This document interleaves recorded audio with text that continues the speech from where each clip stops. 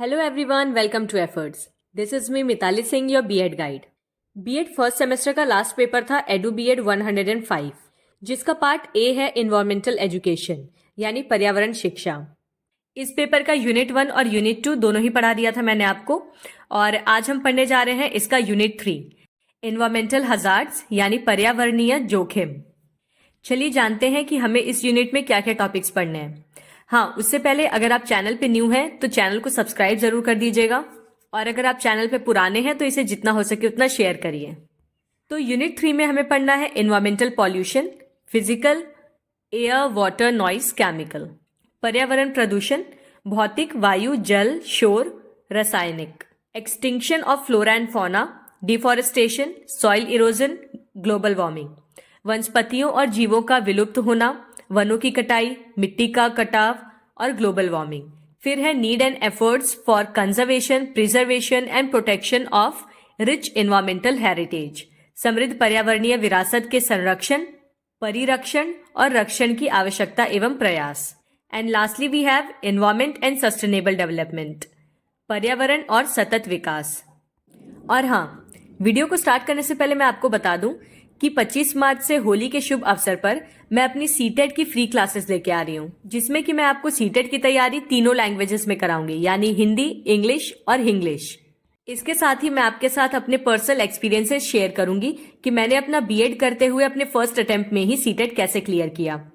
तो सीटेट में 75% से ज्यादा स्कोर करने के लिए 25 मार्च से मेरे साथ जुड़ना मत भूलिएगा। तो चलिए अब वीडियो को स्टार्ट किया जाए बिना टाइम वेस्ट किए।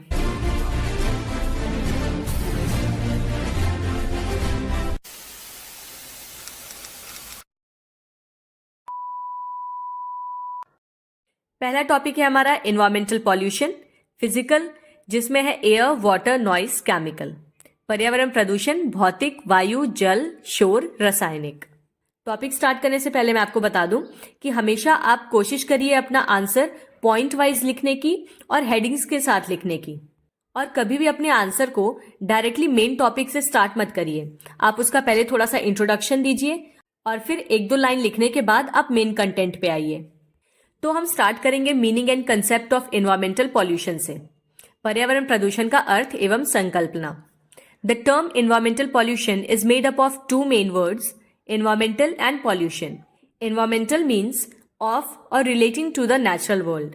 This encompasses the air, water, land, plants, animals and climate that surround us. पर्यावरण प्रदूषण यानी एनवायरमेंटल पॉल्यूशन ये मुख्यतः दो शब्दों से बना है, पर्यावरण और प्रदूषण से।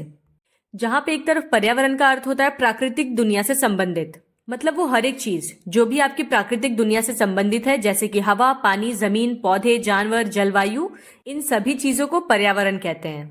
आसान शब्दों में कहें तो आपके आसपास की हर एक चीज आपका एनवायरमेंट है। While the word pollution comes from Latin word polluere, meaning to soil, to defile or to desecrate, जबकि जो प्रदूषण शब्द है वो लैटिन शब्द पॉल्यूरे से बना है या उससे जन्मा है। इसका अर्थ होता है मिट्टी करना या अपवित्र करना। Environmental pollution is the introduction of harmful materials into the environment that cause negative changes.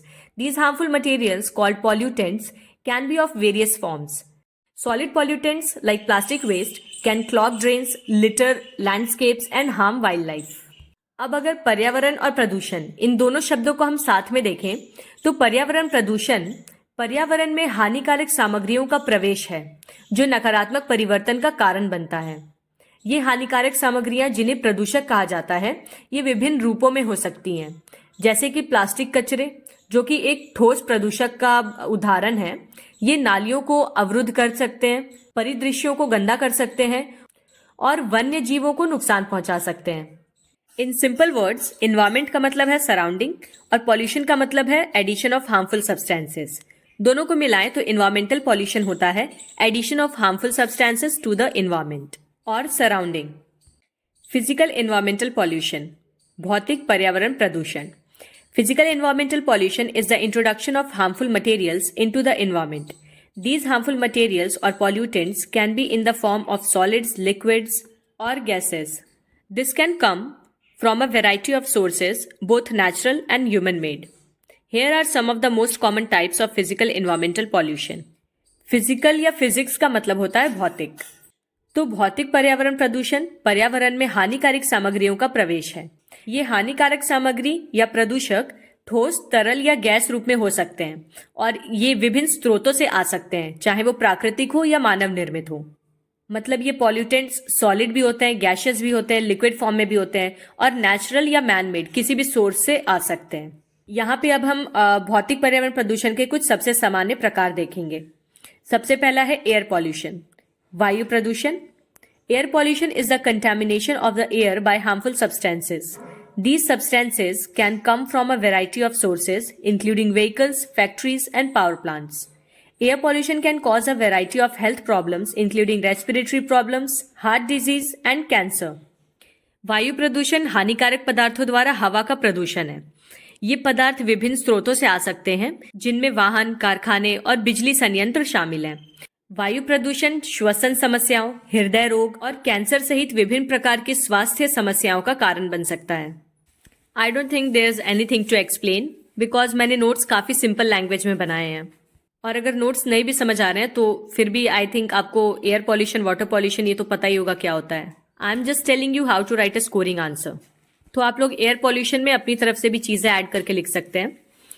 फिर है वाटर पॉल्यूशन, जल प्रदूषण। Water pollution is the contamination of water by harmful substances. These substances can come from a variety of sources, including sewage, industrial waste, and agricultural runoff. Water pollution can make water unsafe to drink and can harm aquatic life. जल प्रदूषण हानिकारक पदार्थों द्वारा जल का संदूषण है। ये पदार्थ विभिन्न स्रोतों से आ सकते हैं, जैसे कि सीवेज, औद्योगिक अपशिष्ट और कृषि अपवाह। जल प्रदूषण पानी को पीने के लिए असुरक्षित बना सकता है और जलीय जीवन को नुकसान पहुंचा सकता है। Then we have noise pollution, ध्वनि प्रदूषण। नॉइस पॉल्यूशन इज अनवांटेड और एक्सेसिव साउंड।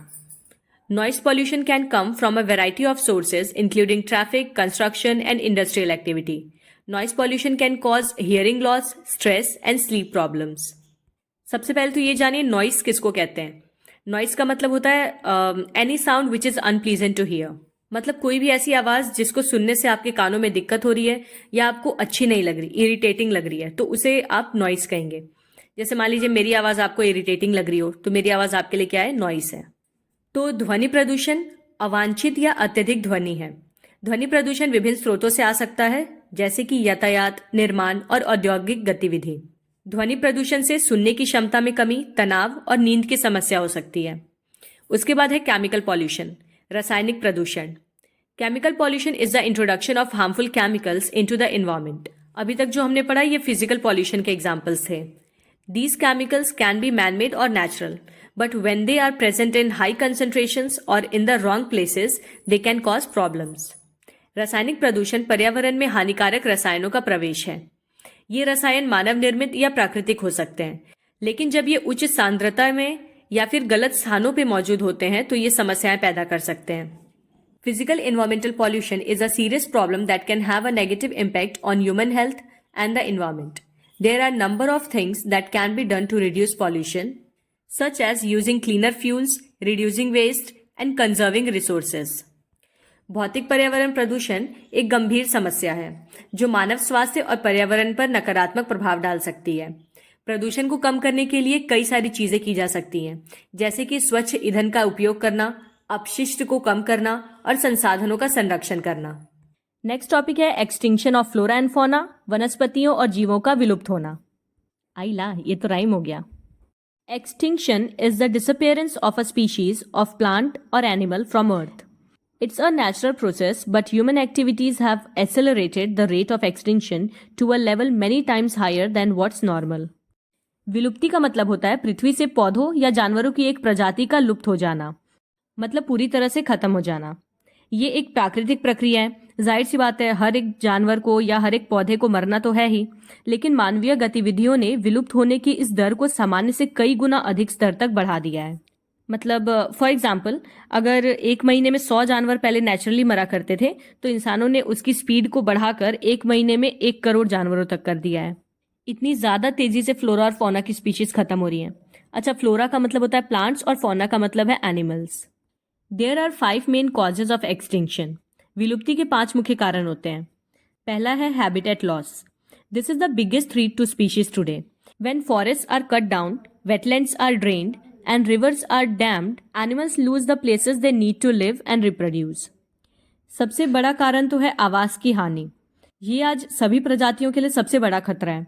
जब जंगलों को काटा जाता है, आर्द्र भूमियों को सुखा दिया जाता है और नदियों को बांध दिया जाता है, तो जानवर अपने रहने या प्रजनन करने के लिए जो आवश्यक स्थान है उसको खो देते हैं. कई ऐसी स्पीशीज हैं जो जंगलों में रहती हैं, कुछ वेटलैंड्स में रहते हैं तो कुछ रिवर्स में रहते हैं. जब हम इन तीनों चीज़ों को नुकसान पहुंचाते हैं तो जानवर अपना जो रहने का स्थान है या जहां वो रिप्रोड्यूस करते हैं उसे वो खो देते हैं, जिसकी वजह से दर दर भटकते हुए उनकी मौत हो जाती है. सेकेंड है climate change. As the earth's climate warms, many species are unable to adapt and die out. This is happening more and more rapidly as climate change accelerates. जलवायु परिवर्तन. जैसे जैसे पृथ्वी की जलवायु गर्म होती जा रही है, कई प्रजातियां अनुकूलन करने में असमर्थ होती हैं और परिणाम स्वरूप मर जाती हैं. जैसे जैसे जलवायु परिवर्तन में तेजी आ रही है, ये और अधिक तेजी से मर रहे हैं. मतलब जैसा कि आप जानते हैं कि हर बीतते साल गर्मी पिछले साल के मुकाबले ज़्यादा हो रही है. कुछ स्पीशीज हैं जो कि इस गर्म तापमान के हिसाब से अपने आप को अडेप्ट कर ले रही हैं, लेकिन कई स्पीशीज ऐसी भी हैं जो अपने आप को अडेप्ट नहीं कर पा रही हैं और एज अ रिजल्ट उनकी डेथ हो जा रही है. The third main reason is over exploitation. Humans hunt, fish and log at unsustainable rates, driving many species to extinction. अत्यधिक दोहन. मनुष्य अनियमित दरों पर शिकार करते हैं, मछली पकड़ते हैं और लकड़ी काटते हैं, जिससे कि कई प्रजातियां विलुप्त होती जा रही हैं. मतलब चीज़ों को यूज़ करना तो ठीक है, एक्सप्लॉइट करना भी ठीक है कुछ हद तक, लेकिन हम ह्यूमंस ने रिसोर्सेज को ओवर एक्सप्लॉइट करना शुरू कर दिया है. वो कहा जाता है ना रिसोर्सेज के बारे में कि there is enough for everyone's need but not for anyone's greed. तो लोग जब तक ज़रूरत के लिए रिसोर्सेज का यूज़ करते थे तब तक ठीक था, लेकिन अब लोगों ने लालच के लिए रिसोर्सेज का ओवर एक्सप्लॉइटेशन करना शुरू कर दिया है. And that is the third main cause of extinction of flora and fauna. Fourth reason है pollution. Pollution from chemicals, plastics and other waste can harm wildlife and their habitats. प्रदूषण, रसायनों, प्लास्टिकों और अन्य कचरे से होने वाला जो प्रदूषण है वो वन्य जीवों और उनके आवासों को नुकसान पहुंचा सकता है और पहुंचा रहा है. फिफ्थ है invasive species. Invasive species are plants or animals that are introduced to a new environment where they have no natural predators. They can quickly outcompete native species for food and resources, driving them to extinction.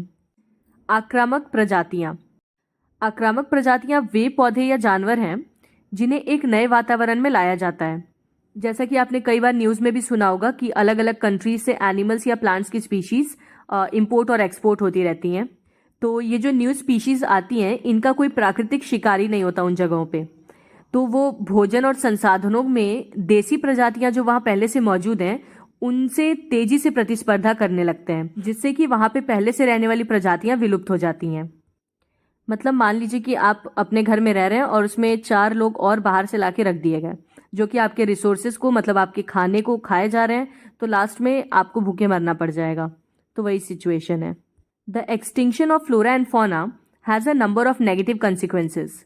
It disrupts the balance of ecosystems, which can lead to problems such as water pollution, soil erosion, and flooding. It also reduces the biodiversity of the planet, which makes ecosystems less resilient to change. वनस्पतियों और जीवों के विलुप्त होने के कई नकारात्मक परिणाम हैं. इससे पारिस्थितिक तंत्र का संतुलन बाधित होता है, जिससे जल प्रदूषण, मिट्टी का कटाव और बाढ़ जैसी समस्याएं हो सकती हैं. ये ग्रह की जैव विविधता को भी कम करता है, जिससे पारिस्थितिकी तंत्र परिवर्तन के प्रति कम लचीला हो जाता है. There are a number of things that can be done to slow down the rate of extinction. These include protecting habitats, reducing climate change, managing our use of natural resources, and controlling invasive species. ऐसी कई सारी चीज़ें हैं जो विलुप्त होने के दर को धीमा करने के लिए की जा सकती हैं. इनमें है आवासों की रक्षा करना, जलवायु परिवर्तन को कम करना, प्राकृतिक संसाधनों के हमारे उपयोग का प्रबंधन करना और आकारात्मक प्रजातियों को नियंत्रित करना. नेक्स्ट टॉपिक है डिफॉरेस्टेशन. इसका मतलब होता है वनों की कटाई. Deforestation is the permanent removal of trees to make room for something else like a farm, ranch or city. This can have a major impact on the environment. Forests play a vital role in regulating the climate, providing habitat for wildlife and cleaning the air and water. किसी खेत, क्षेत्र या शहर जैसी किसी और चीज के लिए जगह बनाने के लिए जब पेड़ों को स्थायी रूप से हटाया जाता है, उसी को वनों की कटाई कहते हैं। पेड़ों की अत्यधिक कटाई से पर्यावरण पर बहुत बड़ा असर पड़ता है। वन जलवायु को नियंत्रित करने, वन्य जीवों को आवास प्रदान करने और हवा और पानी को साफ करने में महत्वपूर्ण भूमिका निभाते हैं पेड़। तो इन सभी चीजों का बैलेंस बिगड़ जाता है ट्रीज को काटने से। कॉजेज ऑफ डिफॉरेस्टेशन, वनों की कटाई के कारण। आखिर इतने सारे पेड़ काटे क्यों जाते हैं? सबसे पहला कारण तो है इसका agriculture. This is the biggest driver of deforestation. People cut down trees to clear land for crops and grazing animals. कृषि या खेती, ये वनों की कटाई का सबसे बड़ा चालक है। लोग फसलों को उगाने के लिए और जानवरों के चरने के लिए जमीन साफ करते हैं, जिसके लिए वो पेड़ों को काटते हैं। सेकेंड है logging. Trees are cut down for timber which is use to make lumber, paper and other products. Logging, लकड़ी के लिए पेड़ों को काटा जाता है। इन लकड़ियों का उपयोग कई कामों के लिए किया जाता है, जैसे कि फर्नीचर बनाना, कागज बनाना या कई सारे और उत्पाद बनाने के लिए। उसके बाद है mining. Mines can destroy large areas of forest. खनन, माइनिंग का मतलब होता है जब जमीन के अंदर से नेचुरल रिसोर्सेज को निकाला जाता है, जैसे कोल माइनिंग हो गई, आयरन माइनिंग हो गई, एल्युमिनियम माइनिंग या फिर केजीएफ वाली गोल्ड माइनिंग। तो खनन के लिए जो खदानें होती हैं वो जंगल के बड़े क्षेत्रों को नष्ट करके बनाई जाती हैं। नेक्स्ट है roads. Building roads can fragment forest which can harm wildlife. सड़कें बनाने के लिए, देखिए सड़कें बनाने में वन खंडित होते हैं जो कि वन्य जीवन को नुकसान पहुंचा सकते हैं। उसके बाद है development. As cities and towns grow they can encroach on forest.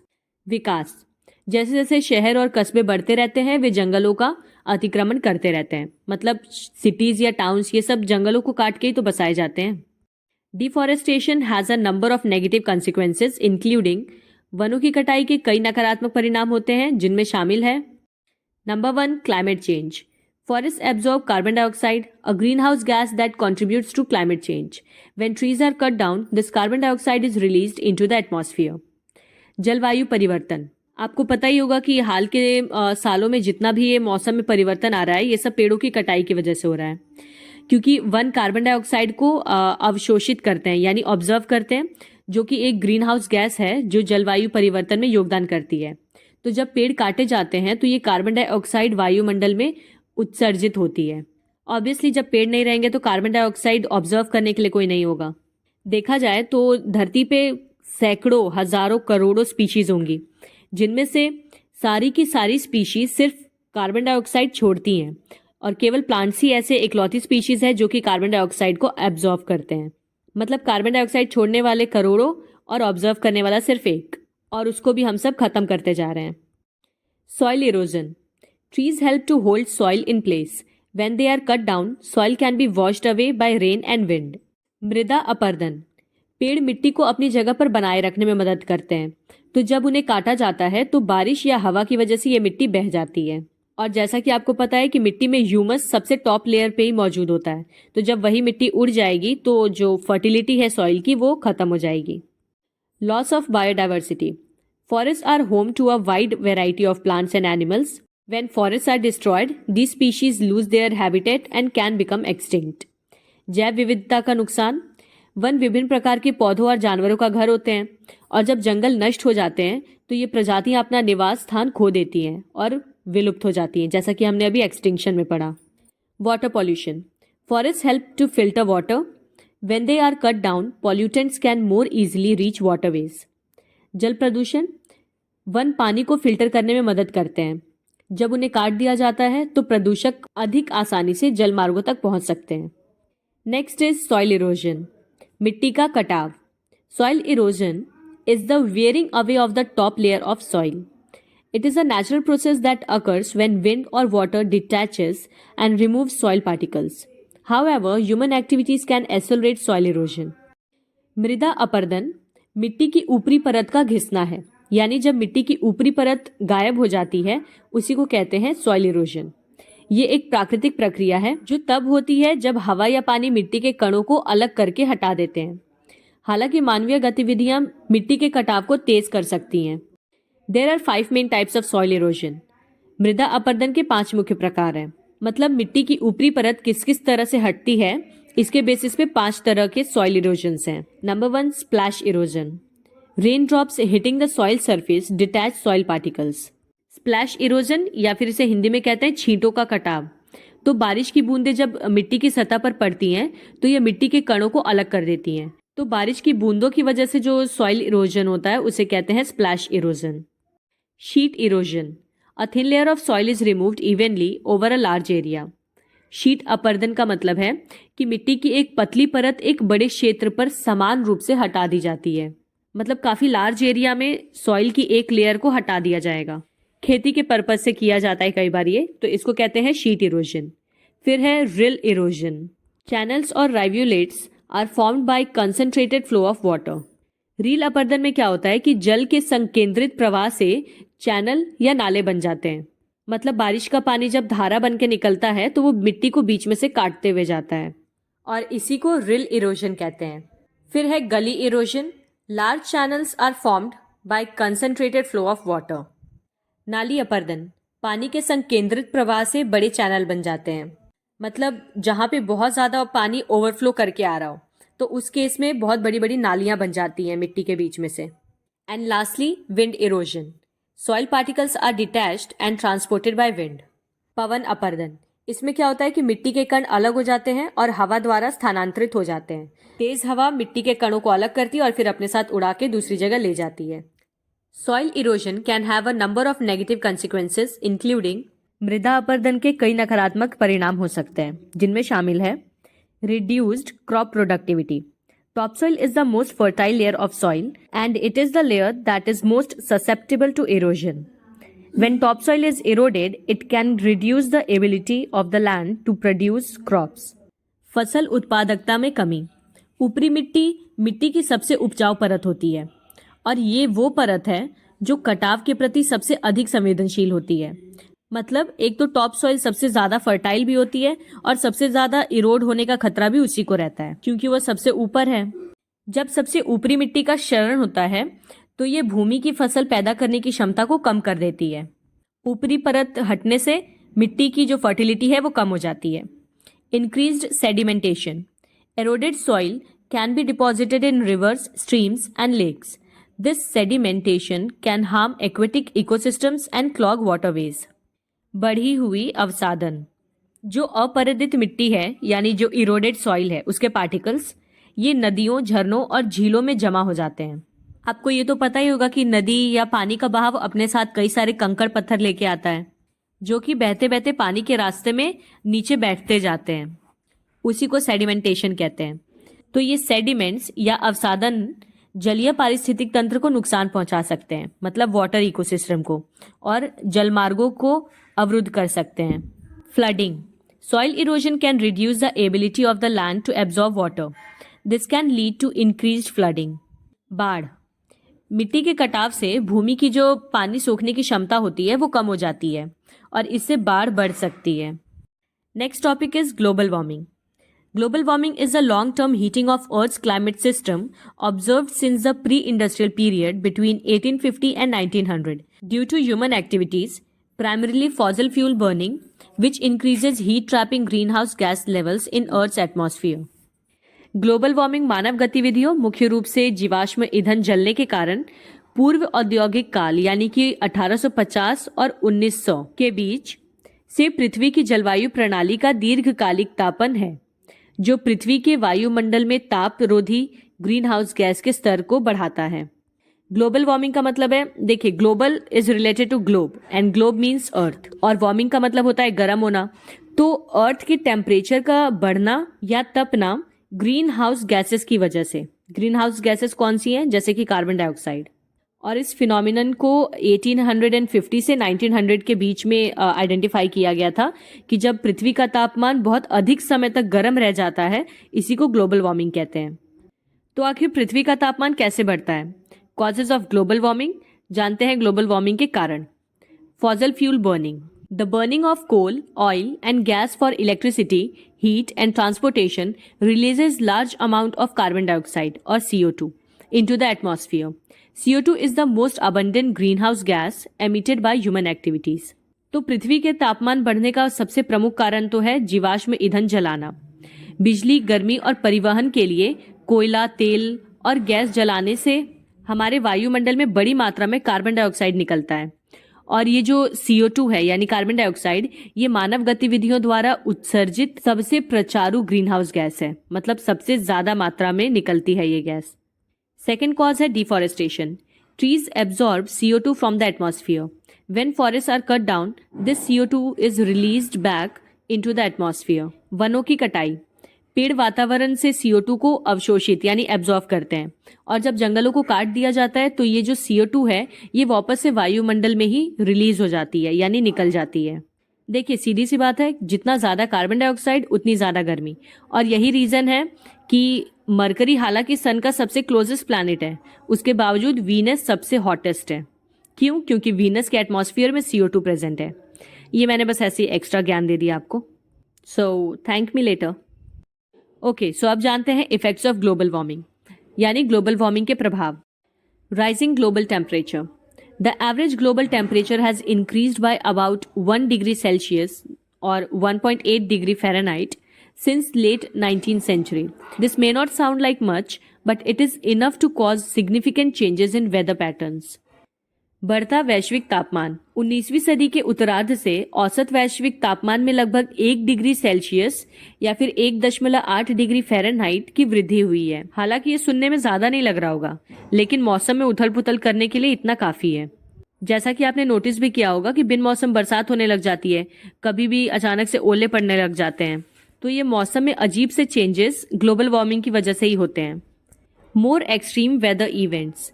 Global warming is causing more extreme weather events such as heat waves, droughts, floods and wildfires. अधिक चरम मौसम की घटनाएं। ग्लोबल वार्मिंग अधिक चरम मौसम की घटनाओं का कारण बन रही है, जैसे कि गर्मी की लहरें, सूखा, बाढ़, जंगल की आग। जैसा कि आपको पता होगा कि ग्लोबल वार्मिंग की वजह से बर्फ पिघल रही है और बर्फ पिघलने की वजह से बाढ़ आ रही है। तो गर्मी की वजह से बाढ़ आना या गर्म हवाएं चलना बहुत ज्यादा, इतनी कि जंगल में आग भी लग जाए, ये सारी चीजें ग्लोबल वार्मिंग की वजह से होती हैं। फिर है sea level rise. As the Earth warms, the ice caps and glaciers melt, which causes sea levels to rise. This is inundating coastal areas and displacing millions of people. समुद्र के स्तर में वृद्धि। जैसे जैसे पृथ्वी गर्म होती जा रही है, बर्फ की चोटियां और ग्लेशियर पिघलते जा रहे हैं, जिससे कि समुद्र का स्तर बढ़ रहा है और इससे तटीय क्षेत्रों में बाढ़ आ रही है और लाखों लोग तटीय क्षेत्रों को छोड़कर दूसरे जगहों पर पलायन कर रहे हैं। Ocean acidification. The oceans absorb about a quarter of the CO2 that is emitted into the atmosphere. This CO2 is making the oceans more acidic, which is harming marine life. महासागरीय अम्लीकरण। देखिए, जो महासागर हैं या ओशियंस हैं, वो वायुमंडल में उत्सर्जित लगभग 1/4 CO2 को अवशोषित करते हैं, यानी जितना भी कार्बन डाइऑक्साइड रिलीज हो रहा है एटमॉस्फेयर में, उसका 1/4 ओशियंस एब्जॉर्व करते हैं और बाकी का 3/4 ट्रीज एब्जॉर्व करते हैं। तो ये जो CO2 है, ये महासागरों को अधिक अम्लीय बना रही है यानी एसिडिक बना रही है, जिससे कि समुद्री जीवन को नुकसान हो रहा है। Changes in plant and animal life. Global warming is causing changes in plant and animal life. Some species are moving to cooler areas while others are disappearing all together. पौधों और जानवरों के जीवन में परिवर्तन। ग्लोबल वार्मिंग के कारण पौधों और जानवरों के जीवन में बदलाव आ रहा है। कुछ प्रजातियां ऐसी हैं जो गर्म क्षेत्रों को छोड़कर ठंडे क्षेत्रों में जा रही हैं, जबकि अन्य प्रजातियां पूरी तरह से गायब हो रही हैं। जो मूव नहीं कर पा रही हैं कूलर एरियाज में, वो सब डिसअपियर हो रही हैं। The effects of global warming are far reaching and will continue to worsen if we do not take action to reduce green house gas emissions. Global warming के प्रभाव दूरगामी हैं, और यदि हम ग्रीन हाउस गैस उत्सर्जन को कम नहीं करेंगे या इसके लिए कोई कार्रवाई नहीं करेंगे, कोई कदम नहीं उठाएंगे, तो वक्त के साथ ये और ज्यादा बदतर होता जाएगा। अब अगला टॉपिक है हमारा need and efforts for conservation, preservation and protection of rich environmental heritage. समृद्ध पर्यावरणीय विरासत के संरक्षण, परिरक्षण और रक्षण की आवश्यकता एवं प्रयास। तो पहले हम जानेंगे मीनिंग ऑफ एनवायरमेंटल हेरिटेज। पर्यावरणीय विरासत का अर्थ क्या है? Environmental heritage refers to the natural elements and landscapes that hold cultural, historical, geological, or ecological significance. It encompasses a wide range of things including पर्यावरणीय विरासत से तात्पर्य उन प्राकृतिक तत्वों और परिदृश्यों से है जो सांस्कृतिक, ऐतिहासिक, भूवैज्ञानिक या पारिस्थितिक महत्व रखते हैं। इसमें चीजों की एक विस्तृत श्रृंखला शामिल होती है। इन्वायरमेंटल हेरिटेज का मतलब होता है वो सारे नेचुरल एलिमेंट्स या फिर वो सारे लैंडस्केप्स जिनका भी कोई कल्चरल, हिस्टोरिकल, जियोलॉजिकल या इकोलॉजिकल सिग्निफिकेंस हो, उनका महत्व हो। आइए जानते हैं हम किन किन तरह की चीजों को इन्वायरमेंटल हेरिटेज कंसीडर करते हैं। Natural features: mountains, rivers, lakes, forest, deserts and other geographical formations. तो इसमें आती हैं प्राकृतिक विशेषताएं जैसे कि पर्वत, नदियां, झीलें, जंगल, रेगिस्तान और अन्य भौगोलिक संरचनाएं। इन्वायरमेंटल हेरिटेज को आसान भाषा में समझाऊं तो वो सारी चीजें जो हमें प्रकृति से विरासत के रूप में मिली हैं, जैसे कि biodiversity, ecosystem, habitats, plant and animal species. जैव विविधता, इसमें आता है पारिस्थितिकी तंत्र, आवास, पौधे और पशु प्रजातियां। फिर है fossil records, evidence of past life on earth. जीवाश्म अभिलेख, इनको भी हम पर्यावरणीय विरासत ही कहते हैं, जो पृथ्वी पर पिछले जीवन के साक्ष्य हैं। जितने भी फॉसिल एविडेंस हैं ये भी तो हमें नेचर से ही मिले हैं ना। Cultural landscapes, areas that reflect the historical and ongoing interaction of people with the natural environment. For example, traditional agricultural lands, grazing lands और hunting grounds. Cultural landscapes का मतलब है सांस्कृतिक परिदृश्य, मतलब ऐसे क्षेत्र जो कि प्राकृतिक पर्यावरण के साथ लोगों की ऐतिहासिक और चल रही बातचीत को दर्शाते हैं। उदाहरण के तौर पे पारंपरिक कृषि भूमि, चारागाह या शिकार के मैदान। ये सारे लैंडस्केप्स हमारे हेरिटेज हैं जो कि हमें नेचर से मिले हैं। Sites of historical significance, places where important historical events happen related to the environment, यानी ऐतिहासिक महत्व के स्थल। वे सभी स्थान जहां पर भी पर्यावरण से संबंधित महत्वपूर्ण ऐतिहासिक घटनाएं घटी हों।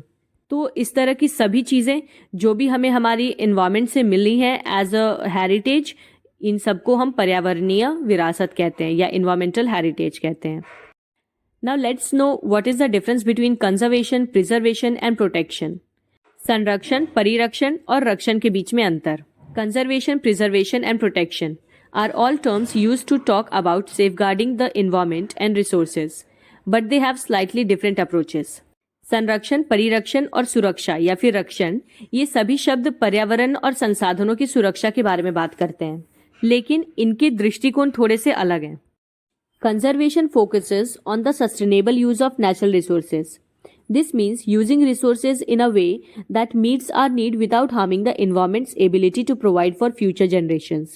Examples of conservation practices include sustainable forestry, planting new trees as you cut down old ones, or using renewable energy sources like wind or solar power. Conservation, इसे हिंदी में कहते हैं संरक्षण। संरक्षण प्राकृतिक संसाधनों के सतत उपयोग पर केंद्रित है। अगर मैं कह रही हूँ आपको किसी चीज को कंजर्व करने को, तो इसका मतलब है मैं आपसे कहना चाह रही हूँ कि आप उसका इस्तेमाल सही तरीके से करें, इस तरह से कि वो ज्यादा नुकसान ना हो। तो इसका मतलब ये है कि संसाधनों का इस तरह से उपयोग करना चाहिए कि भविष्य की पीढ़ियों के लिए पर्यावरण की क्षमता को नुकसान पहुंचाए बिना हमारी जरूरतें भी पूरी हो सकें।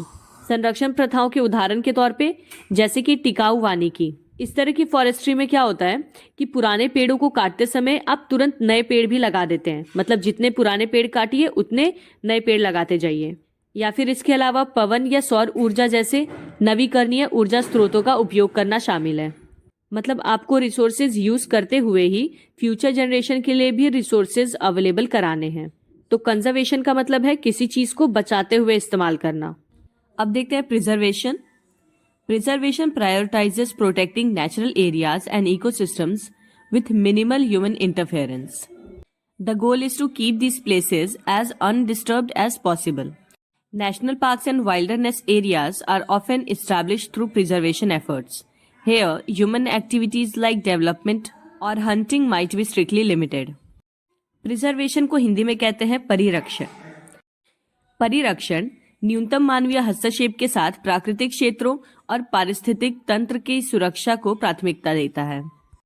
परिरक्षण का लक्ष्य होता है ऐसे स्थानों को यथासंभव आबादित रखना। राष्ट्रीय उद्यान और जंगल क्षेत्र अक्सर संरक्षण प्रयासों के माध्यम से स्थापित किए जाते हैं। यहाँ विकास या शिकार जैसी मानवीय गतिविधियां सख्ती से सीमित हो सकती हैं। कंजर्वेशन का मतलब मैंने आपको बताया कि जब हम रिसोर्सेज को बचाते हुए इस्तेमाल करते हैं, जबकि प्रिजर्वेशन का मतलब होता है रिसोर्सेज को यूज होने से पूरी तरह से बचाना। जैसे कि गवर्नमेंट डिफॉरेस्टेशन और हंटिंग को रोकने के लिए फॉरेस्ट को वाइल्ड लाइफ सेंचुरीज और नेशनल पार्क्स में कन्वर्ट कर दिया है। अब वहीं अगर हम बात करें प्रोटेक्शन की, तो protection is a broad term that encompasses both conservation and preservation. It refers to any actions taken to shield the environment from harm. This could involve things like reducing pollution, protecting endangered species, or mitigating the effect of climate change. रक्षण एक व्यापक शब्द है जिसमें संरक्षण और परिरक्षण दोनों शामिल हैं। ये पर्यावरण को नुकसान से बचाने के लिए की गई किसी भी कार्रवाई को संदर्भित करता है। इसमें प्रदूषण को कम करना, लुप्तप्राय प्रजातियों की रक्षा करना या जलवायु परिवर्तन के प्रभाव को कम करना जैसी चीजें शामिल हो सकती हैं। प्रोटेक्शन में कंजर्वेशन और प्रिजर्वेशन दोनों आते हैं।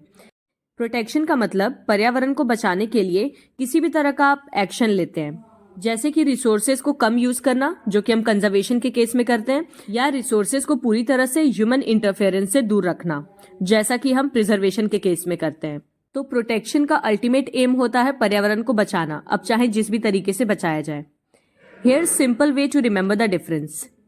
यहाँ इन तीनों के अंतर को याद रखने के लिए एक सरल तरीका है। कंजर्वेशन मतलब vice use, preservation hands of approach और प्रोटेक्शन ओवरऑल शील्डिंग। संरक्षण का मतलब है संसाधनों का बुद्धिमानी पूर्ण उपयोग, यानी कि समझदारी से इस्तेमाल करना। परिरक्षण का मतलब है दूर रहे दृष्टिकोण, मतलब बिल्कुल भी हस्तक्षेप ना करना। और रक्षण यानी प्रोटेक्शन का मतलब है समग्र सुरक्षा, पूरी तरह से उसको शील्डिंग या सुरक्षा प्रदान करना। तो अभी तक मैंने आपको बताया कंजर्वेशन, प्रिजर्वेशन और प्रोटेक्शन में डिफरेंस। अब जानते हैं need for conservation, preservation and protection of rich environmental heritage.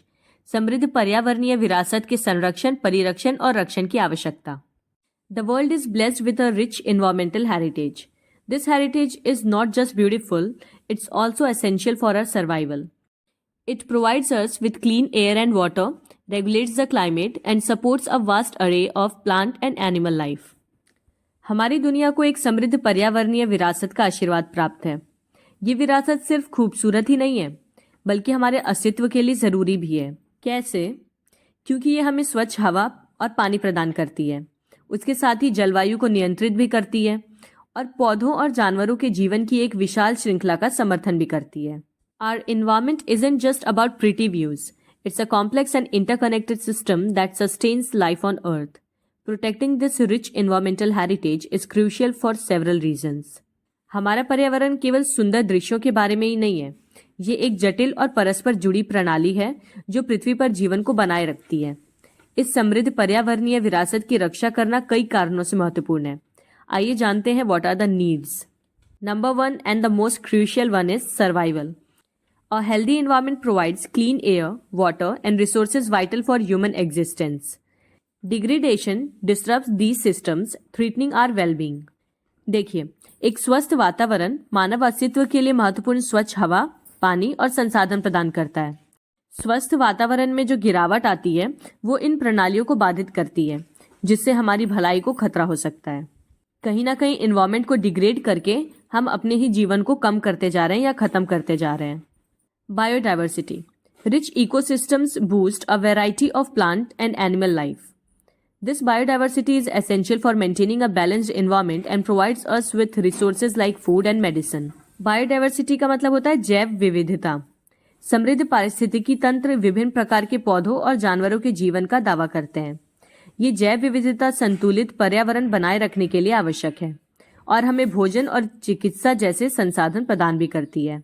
जो हमारा एनवायरमेंटल हेरिटेज है वो एक बहुत बड़ी बायोडाइवर्सिटी को सपोर्ट करता है, हमारे नेचर में इकोलॉजिकल बैलेंस को मेंटेन करता है, कई सारे प्लांट्स, एनिमल्स, इनकी लाइफ को भी मेंटेन रखता है और हमें अपना जीवन यापन करने के लिए कई सारे रिसोर्सेज भी प्रोवाइड करता है।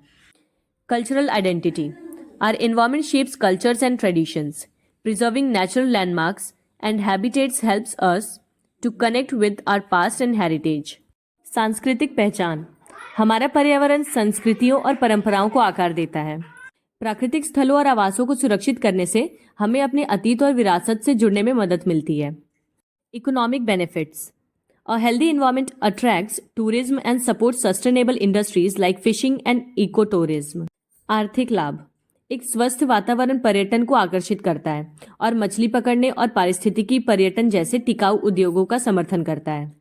तो ये जितने भी इन्वायरमेंटल हेरिटेज हैं ये सब टूरिज्म का भी एक सोर्स हैं। लोग इन्हें देखने आते हैं और जिसकी वजह से गवर्नमेंट को इकोनॉमिक बेनिफिट्स मिलते हैं। Efforts for conservation, preservation and protection of rich environmental heritage. समृद्ध पर्यावरणीय विरासत के संरक्षण, परिरक्षण और रक्षण के प्रयास। Unfortunately, our environment is under threat from a variety of factors, including climate change, pollution, and habitat loss.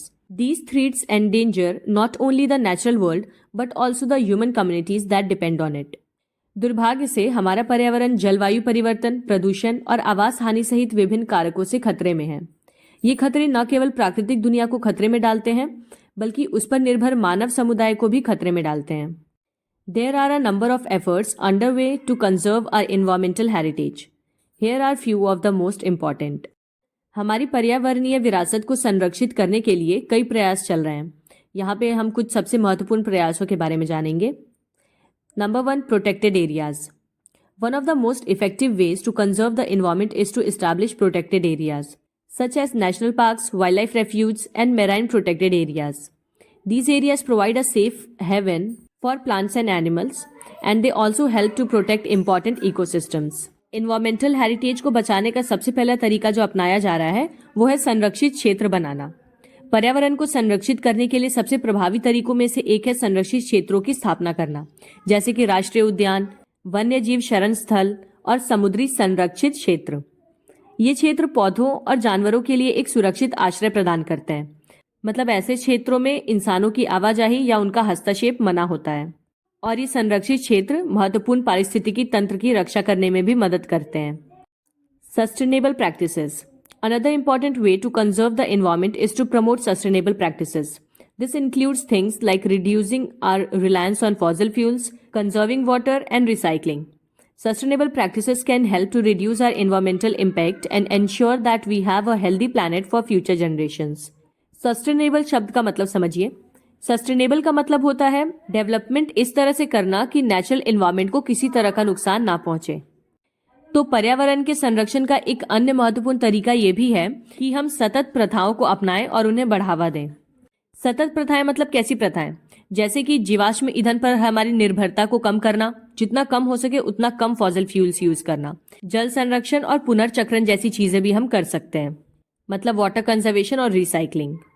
ये सतत प्रथाएं हमारे पर्यावरणीय प्रभाव को कम करने में मदद कर सकती हैं और ये भी सुनिश्चित करती हैं कि हमारे पास आने वाली पीढ़ियों के लिए एक स्वस्थ ग्रह है। नेक्स्ट है education and awareness. Education and awareness are essential for conservation efforts. Efforts से याद आया, एफर्ट्स को सब्सक्राइब कर दीजिएगा अगर अभी तक नहीं किए हैं तो, और अगर कर दिए तो let's continue then.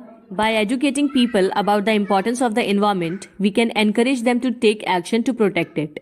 There are many organizations that are working to educate people about environmental issues, and there are also a number of things that individuals can do to learn more about the environment. शिक्षा और जागरूकता फैलाना। संरक्षण प्रयासों के लिए शिक्षा और जागरूकता आवश्यक है। लोगों को पर्यावरण के महत्व के बारे में शिक्षित करके हम उन्हें इसकी रक्षा के लिए कार्रवाई करने के लिए प्रोत्साहित कर सकते हैं। मतलब कई ऐसे लोग होंगे जो अनएजुकेटेड हैं, उनको पता भी नहीं होगा कि पर्यावरण उनके लिए क्या क्या चीज़ें करता है और पर्यावरण को बचाना ज़रूरी क्यों है। तो ऐसे लोगों को हम इसके बारे में अवेयरनेस फैलाकर, इसके बारे में एजुकेट करके इन्वायरमेंट को बचा सकते हैं। ऐसे कई संगठन भी हैं जो पर्यावरण संबंधी मुद्दों के बारे में लोगों को शिक्षित करने के लिए काम करते हैं, और ऐसी भी कई चीज़ें हैं जो व्यक्ति पर्यावरण के बारे में अधिक जानने के लिए कर सकता है।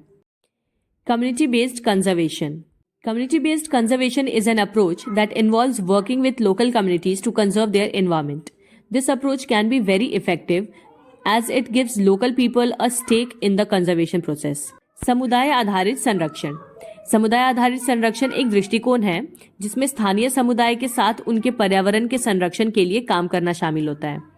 ये दृष्टिकोण बहुत प्रभावी हो सकता है क्योंकि ये स्थानीय लोगों को संरक्षण प्रक्रिया में हिस्सेदारी देता है। कम्युनिटी बेस्ड कंजर्वेशन का एक एग्जाम्पल दूँ तो मान लीजिए आपके कम्युनिटी के लोग हैं और आप सब आपस में मिलकर डिसाइड करते हैं कि हमें हर हफ्ते एक पेड़ जरूर लगाना है, चाहे जहां लगाएं। तो सारे लोग हर संडे को मिलते हैं आपस में और पेड़ लगाते हैं। तो इस तरह से करके आप कम्युनिटी बेस्ड कंजर्वेशन कर सकते हैं। और जब आप लोकल लोगों को जिम्मेदारी देते हैं पर्यावरण को बचाने की, तो इससे वो जागरूक होते हैं और बढ़ चढ़कर हिस्सा भी लेते हैं। International cooperation. Environmental problem are global in scope and they require international cooperation to solve.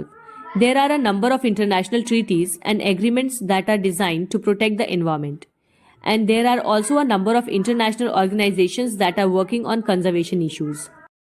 अंतर्राष्ट्रीय सहयोग। पर्यावरणीय समस्याओं का दायरा वैश्विक है और इन्हें हल करने के लिए अंतर्राष्ट्रीय सहयोग की आवश्यकता होती है।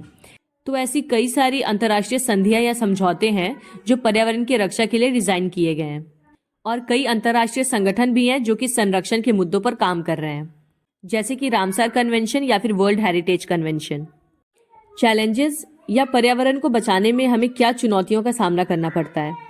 सबसे पहला है climate change. Rising temperatures, extreme weather events and rising sea level pose a significant threat to ecosystems. जलवायु परिवर्तन, जैसे कि बढ़ता तापमान, चरम मौसम की घटनाएं और समुद्र का बढ़ता स्तर पारिस्थितिकी तंत्र के लिए एक महत्वपूर्ण खतरा पैदा करते हैं। Habitat loss, deforestation, urbanisation and unsustainable resource extraction destroy natural habitats. पर्यावास हानि, वनों की कटाई, शहरीकरण और अस्थिर संसाधन निष्कर्षण प्राकृतिक आवासों को नष्ट कर देते हैं। Pollution, air, water and soil pollution continue to harm ecosystem and human health. प्रदूषण की बात करें तो वायु प्रदूषण, जल प्रदूषण और मिट्टी प्रदूषण ये पारिस्थितिक तंत्र और मानव स्वास्थ्य को नुकसान पहुंचा रहे हैं। अब इन चैलेंजेस का सॉल्यूशन क्या है? समाधान। Moving forward we need a multifaceted approach that combines. आगे बढ़ते हुए हमें एक बहुआयामी दृष्टिकोण की आवश्यकता है जिसमें कई सारी चीजें सम्मिलित हो, जैसे कि stronger policies, effective enforcement of environmental regulations is crucial. मजबूत नीतियों का गठन करना, पर्यावरण नियमों का प्रभावी कार्यान्वयन महत्वपूर्ण है। मतलब जो भी रूल्स एंड रेगुलेशंस बनाए जा रहे हैं एनवायरमेंट कंजर्वेशन के लिए, उनको सही तरीके से बनाना और मजबूती से इम्प्लीमेंट करना जरूरी है। Technological innovation, developing sustainable technologies for energy, agriculture and waste management can lessen our environmental impact. Technological innovation यानी तकनीकी नवाचार, जैसे कि ऊर्जा, कृषि या अपशिष्ट प्रबंधन के लिए टिकाऊ प्रौद्योगिकियों का विकास हमारे पर्यावरणीय प्रभाव को कम कर सकता है, जैसे कि फॉसिल फ्यूल्स यानी पेट्रोल और डीजल की जगह इलेक्ट्रिसिटी का यूज करके व्हीकल्स चलाना, जिससे कि CO2 एमिशन कम होगा। तो ये सब टेक्नोलॉजी के इनोवेशंस हैं जिनकी मदद से हम अपने रिसोर्सेज के ऊपर डिपेंडेंसी को कम कर सकते हैं। Community involvement, encouraging public participation in conservation efforts fosters a sense of ownership. सामुदायिक भागीदारी, संरक्षण प्रयासों में सार्वजनिक भागीदारी को प्रोत्साहित करने से स्वामित्व की भावना को बढ़ावा मिलता है। By working together, we can ensure a rich environmental heritage for future generations. तो साथ मिलकर काम करके हम भावी पीढ़ियों के लिए, भावी मतलब आने वाली पीढ़ियों के लिए एक समृद्ध पर्यावरण विरासत सुनिश्चित कर सकते हैं। नेक्स्ट टॉपिक है एनवायरमेंट एंड सस्टेनेबल डेवलपमेंट, पर्यावरण और सतत विकास। पहले जानते हैं मीनिंग ऑफ सस्टेनेबल डेवलपमेंट। सतत विकास का मतलब क्या है? The idea of sustainable development is to find ways to improve our lives without ruining the planet for our kids and grandkids. Sustainable development is a way of thinking about progress that tries to balance 3 things. सतत विकास का विचार हमारे बच्चों और पोते पोतियों के लिए ग्रह को बर्बाद किए बिना हमारे जीवन को बेहतर बनाने के तरीके को खोजना है।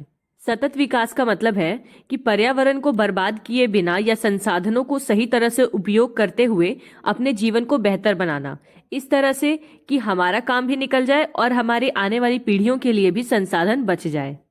सतत विकास प्रगति के बारे में सोचने का एक तरीका है जो कि 3 चीजों को संतुलित करने का प्रयास करता है। मतलब जब भी हम सस्टेनेबल डेवलपमेंट की बात करते हैं तो इससे हमारा मतलब होता है कि हमें इन 3 चीजों को बैलेंस में लेके चलना है। कौन सी 3 चीजें? Number 1, meeting the needs of the current generation for things like jobs, clean water and energy. Second, protecting the environment so that future generations can also meet their needs. And third, encouraging economic growth in a way that doesn't harm the environment. वो 3 चीजें कौन सी हैं? पहला तो है नौकरियों, स्वच्छ पानी और ऊर्जा जैसी चीजों के लिए वर्तमान पीढ़ी की जरूरतों को पूरा करना, मतलब अभी जो प्रेजेंट जनरेशन चल रही है इनकी सारी नीड्स को पूरा करना। दूसरा है पर्यावरण की रक्षा करना ताकि आने वाली पीढ़ियां भी अपनी आवश्यकताओं को पूरा कर सके। और तीसरा है आर्थिक विकास को इस तरह से प्रोत्साहित करना जिससे पर्यावरण को नुकसान ना हो। तो सस्टेनेबल डेवलपमेंट में हम 3 चीजों को लेके चलते हैं: प्रेजेंट जनरेशन की नीड्स, फ्यूचर जनरेशन की नीड्स और environment conservation. A widely used definition of sustainable development comes from the 1987 Brundtland Report. Sustainable development is development that meets the needs of the present without compromising the ability of future generations to meet their own needs. सतत विकास की व्यापक रूप में उपयोग की जाने वाली परिभाषा 1987 ब्रूंडलैंड रिपोर्ट में आती है। इनके अनुसार सतत विकास या स्थायी विकास वह विकास है जो भविष्य की पीढ़ियों की अपनी जरूरतों को पूरा करने की क्षमता से समझौता किए बिना वर्तमान की जरूरतों को पूरा करता है। In other words, it's about finding a way to live that's good for us now but also fair to future people. दूसरे शब्दों में कहा जाए तो ये जीने का एक ऐसा तरीका खोजने के बारे में है जो न केवल हमारे लिए अच्छा हो बल्कि भविष्य के लोगों के लिए भी उचित हो। एनवायरमेंट एंड सस्टेनेबल डेवलपमेंट, पर्यावरण और सतत विकास। मतलब अभी तक हमने जाना कि सतत विकास क्या होता है, अब हम जानेंगे पर्यावरण और सतत विकास के बारे में। The environment and sustainable development are intricately linked. Sustainable development is a way of meeting the current needs of humans without compromising the ability of future generations to meet their own needs. It's about finding a balance between economic growth, environmental protection and social well-being. पर्यावरण और सतत विकास जटिल रूप से जुड़े हुए हैं। जैसा कि अभी हमने पढ़ा कि सतत विकास भविष्य की पीढ़ियों की अपनी जरूरतों को पूरा करने की क्षमता से समझौता किए बिना मनुष्य की वर्तमान जरूरतों को पूरा करने का एक तरीका है। ये आर्थिक विकास, पर्यावरण संरक्षण और सामाजिक कल्याण के बीच में संतुलन खोजने के बारे में है। Environment sustainability focuses on the ability of the environment to support life and meet human needs. This includes things like clean air and water, healthy ecosystems and biodiversity. पर्यावरणीय स्थिरता जीवन का समर्थन करने और मानवीय जरूरतों को पूरा करने के लिए पर्यावरण की क्षमता पर केंद्रित है। इसमें स्वच्छ हवा और पानी, स्वस्थ पारिस्थितिकी तंत्र और जैव विविधता जैसी चीजें शामिल हैं। की चैलेंजेस टू एनवायरमेंटल सस्टेनेबिलिटी, पर्यावरणीय स्थिरता के लिए प्रमुख चुनौतियां क्या हैं? Climate change, this is caused by human activities that release green house gases into the atmosphere. These gases trap heat causing the planet to warm. Climate change is already having a serious impact on the environment and it is expected to get worse in the future. जलवायु परिवर्तन, जैसा कि हमने पहले भी पढ़ा कि ये मानव गतिविधियों के कारण होता है जो वायुमंडल में ग्रीन हाउस गैसें छोड़ती हैं।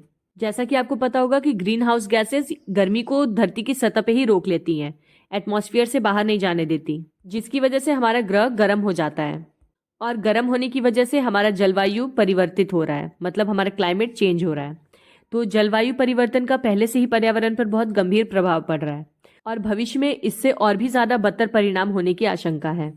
जैसे कि आप लोग अभी का क्लाइमेट देख सकते हैं कि कहने को तो मार्च का महीना चल रहा है, लेकिन अगर आप दोपहर के 1-2 बजे बाहर निकल जाएं तो ऐसा लगता है कि जून जुलाई की तपती हुई गर्मी चल रही हो।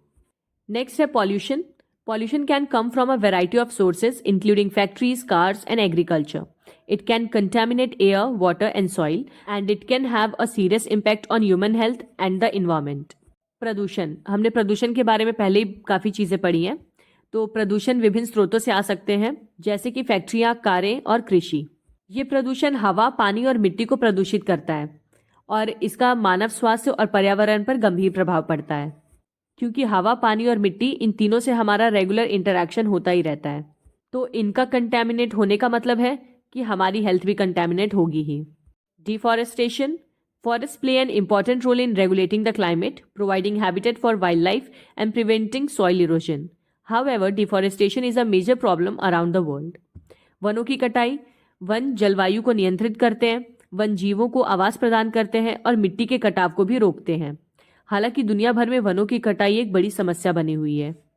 देखिए, ये सारे टॉपिक्स बहुत आसान है, ऐसा नहीं है कि आप लोग अपने आप इन टॉपिक्स पे लिख नहीं पाएंगे, बट ये वीडियो मैं बेसिकली इसलिए बना रही हूँ ताकि आपको कंटेंट मिल सके कि आपको लिखना क्या है। कई बार होता है ना, हमें माइंड में शॉर्टेज ऑफ वर्ड्स हो जाता है या वोकैबुलरी की कमी हो जाती है।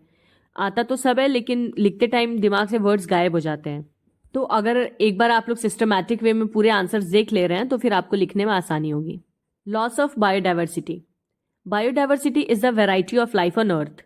It is essential for the health of ecosystems and it provides us with many benefits such as food, medicine and clean air and water. However, biodiversity is being lost at an alarming rate. जैव विविधता की हानि। जैव विविधता पृथ्वी पर जीवन की विविधता है। ये पारिस्थितिकी तंत्र के स्वास्थ्य के लिए आवश्यक है और ये हमें भोजन, दवा, स्वच्छ हवा और पानी जैसे कई सारे लाभ प्रदान करती है। हालांकि जैव विविधता चिंताजनक दर से नष्ट हो रही है। Promoting sustainable development. सतत विकास को बढ़ावा देना। कैसे बढ़ा सकते हैं हम इसे? Reducing our reliance on fossil fuels and switching to renewable energy sources such as solar, wind and geothermal power. सबसे आसान और पहला तरीका तो यह है कि जीवाश्म ईंधन पर अपनी निर्भरता को कम करना। फॉसिल फ्यूल्स के यूज को कम करिए और सौर, पवन और भूतापीय ऊर्जा जैसी चीजों को इस्तेमाल करिए। जैसा कि आपको पता होगा, विंड, सोलर और जियोथर्मल एनर्जी ये सभी एनर्जी के फॉर्म्स हैं, तो हम फ्यूल्स की जगह इन सब का यूज कर सकते हैं, which will help in reducing the pollution. Conserving water and using it more efficiently. जल का संरक्षण करना और उसका अधिक कुशलता से उपयोग करना। Reducing pollution by improving industrial processes, developing cleaner technologies and changing our consumption habits. औद्योगिक प्रक्रियाओं में सुधार, स्वच्छ प्रौद्योगिकियों का विकास और हमारी उपभोग की आदतों को बदलकर प्रदूषण कम कर सकते हैं। Protecting forest and other natural habitats. वनों और अन्य प्राकृतिक आवासों की रक्षा करना। Promoting sustainable agriculture practices. टिकाऊ या सतत कृषि पद्धतियों को बढ़ावा देना, मतलब स्लैश एंड बर्न जैसी एग्रीकल्चरल एक्टिविटीज को रोकना। Educating people about the importance of sustainable development and encouraging them to take action. लोगों को सतत विकास के महत्व के बारे में शिक्षित करना और उन्हें कार्रवाई करने के लिए प्रोत्साहित करना। Sustainable development is a complex issue, but it is one that we must address if we want to ensure a healthy planet for future generations. हालांकि सतत विकास एक जटिल मुद्दा है, लेकिन अगर हम अपनी आने वाली पीढ़ियों के लिए एक स्वस्थ ग्रह सुनिश्चित करना चाहते हैं तो हमें इस पर अवश्य ध्यान देना होगा।